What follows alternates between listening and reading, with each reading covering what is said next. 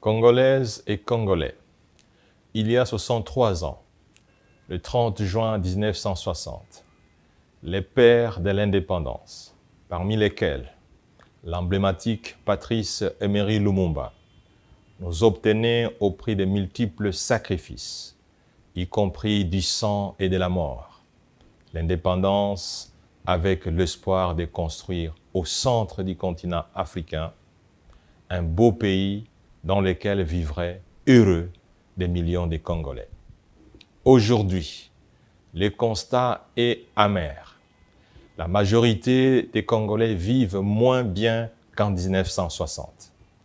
Ils ne mangent pas bien, ils étudient moins bien, ils sont mal transportés, ils sont mal soignés, ils sont mal logés, ils n'ont pas suffisamment d'eau et d'électricité, ils vivent dans l'insécurité, particulièrement dans le Nord Kivu et l'Ituri.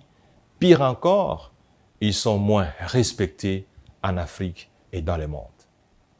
C'est dire que le rêve de nos aïeux, ancêtres, grands-parents et parents se sont volatilisés. Si ces derniers, du fond de leur tombe, pouvaient nous interroger, ils diraient « Peuple congolais, nous nous sommes sacrifiés pour vous libérer du joug de la colonisation afin de vous permettre de construire un Congo meilleur. Pourquoi le détruisez-vous » La meilleure façon de répondre à cette grave interrogation n'est pas de commencer à nous justifier, car nous avons échoué à bâtir un beau pays. Nous devons reconnaître notre responsabilité partagée et prendre plutôt l'engagement de repenser notre philosophie de vie, notre façon de travailler, notre façon de gérer. Oui, le pays a été mal géré depuis l'indépendance. Oui, le pays est encore mal géré.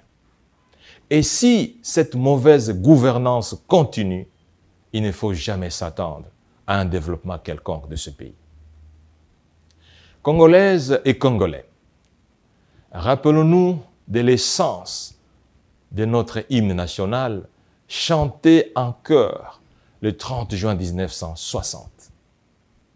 Cet hymne nous exhorte à l'engagement, à la décision, à l'action, au dépassement de nous-mêmes et au travail ardu.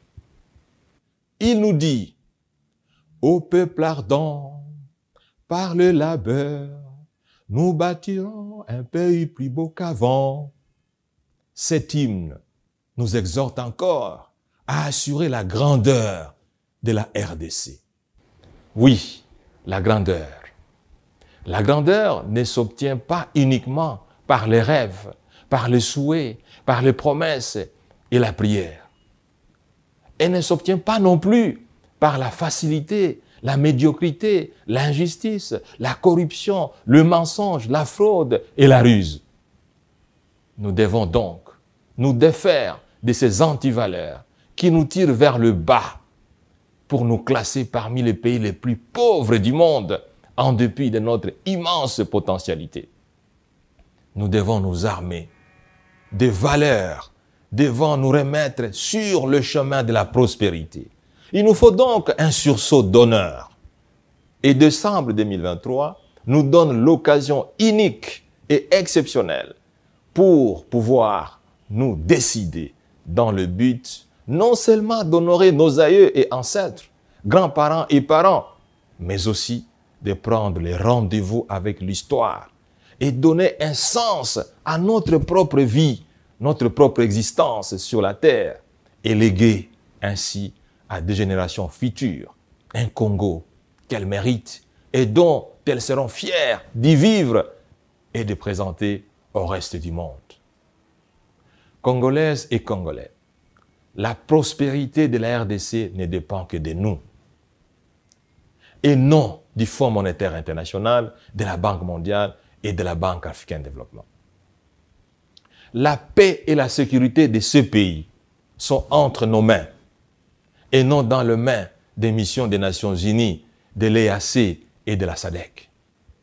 Nous avons l'obligation morale et patriotique, voire historique, de donner à notre pays une nouvelle chance de partir sur de nouvelles bases en élisant des hommes et des femmes qu'il faut à la place qu'il faut en décembre 2023.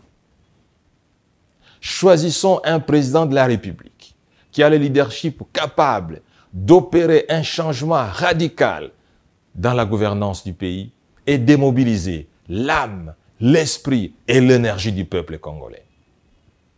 Choisissons des députés nationaux, des vrais représentants du peuple, ayant l'éthique et la morale nécessaires et capables d'aider le gouvernement à effectuer des réformes vigoureuses, douloureuses, mais indispensables et incontournables pour l'émergence de notre pays. Choisissons des députés provinciaux responsables et capables d'offrir à nos provinces des assemblées provinciales consciencieuses et des gouvernements compétents devant assurer le développement harmonieux à la base et d'élire des sénateurs devant jouer le rôle des sages à la Chambre haute. La CENI se doit de ne pas rater son rendez-vous avec l'histoire comme en 2018. Elle se doit de garantir un processus électoral inclusif, transparent et équitable et ne proclamer que ceux qui seront réellement élus par le peuple. La dizaine des responsables de la CENI doit peser le lourd poids patriotique du vote de 40 millions d'habitants pour l'honneur et le bonheur de près de 100 millions d'habitants. La Cour constitutionnelle se doit de se rappeler qu'elle n'a le droit de ne confirmer l'élection que de ceux qui ont été effectivement élus. Cette responsabilité patriotique est d'autant importante qu'elle requiert de 9 juges une conscience d'exception. Le pouvoir politique se doit d'arrêter d'instrumentaliser la justice, le Parlement et le gouvernement pour exclure d'autres candidats de l'élection présidentielle. Tout le monde le sait, un projet de loi a été introduit à l'Assemblée nationale dans le but d'exclure de la course électorale un candidat président.